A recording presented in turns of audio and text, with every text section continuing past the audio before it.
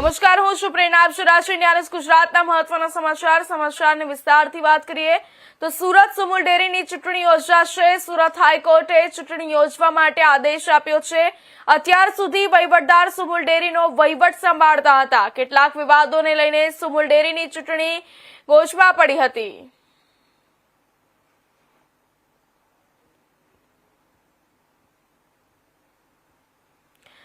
મહત્વના સમાચાર સામે આવી રહ્યા છે. સુરતથી સુરત સુમુલ ડેરીની ચૂંટણી યોજાશે. હાઈકોર્ટનો ચૂંટણી યોજવા માટે સ્પષ્ટ આદેશ આવ્યો છે.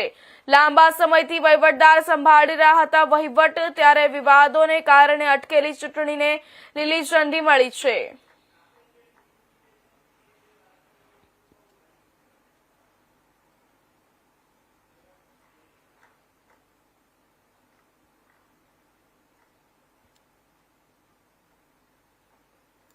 સુરત સુમુલ ડેરીની ચૂંટણી યોજાશે. સુરત હાઈકોર્ટે આપ્યો ચૂંટણી યોજવા માટે આદેશ. અત્યાર સુધી વહીવટદાર સુમુલ ડેરીનો વહીવટ સંભાળતા હતા.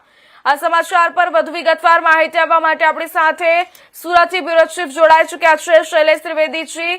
જી શૈલેષજી, ત્યારે હમણાં સુરત સુમુલ ડેરીની ચૂંટણી યોજાશે અને સુરત હાઈકોર્ટે ચૂંટણી યોજવા માટે આદેશ આપ્યો છે, તો સમગ્ર મામલો વિસ્તારથી જણાવજો.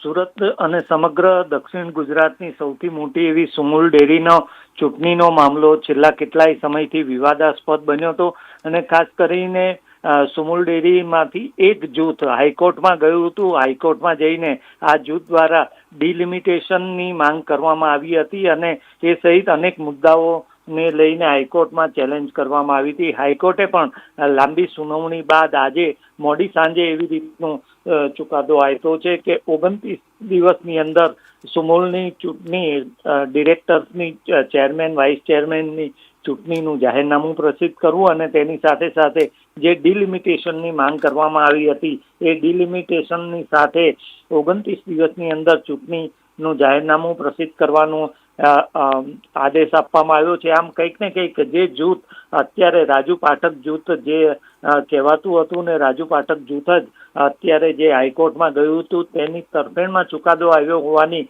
પ્રાથમિક વિગતો અત્યારે મળી રહી છે.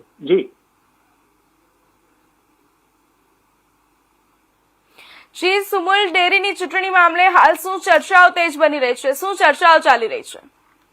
ખાસ કરીને સુમુલ ડેરી એ દક્ષિણ ગુજરાત અને સુરત શહેર, જિલ્લા અને તાપી જિલ્લાનું જે સહકારી ક્ષેત્રનું રાજકારણ છે તેમાં સૌથી મોટી અને સૌથી મહત્વની સંસ્થા સુમુલ ડેરી છે.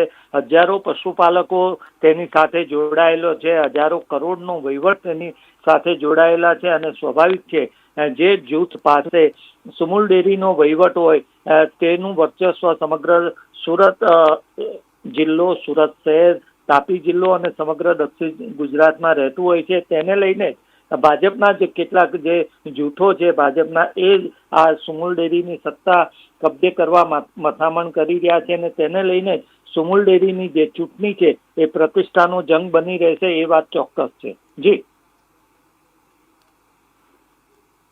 જી, ધન્યવાદ શૈલેષ માહિતી બદલ.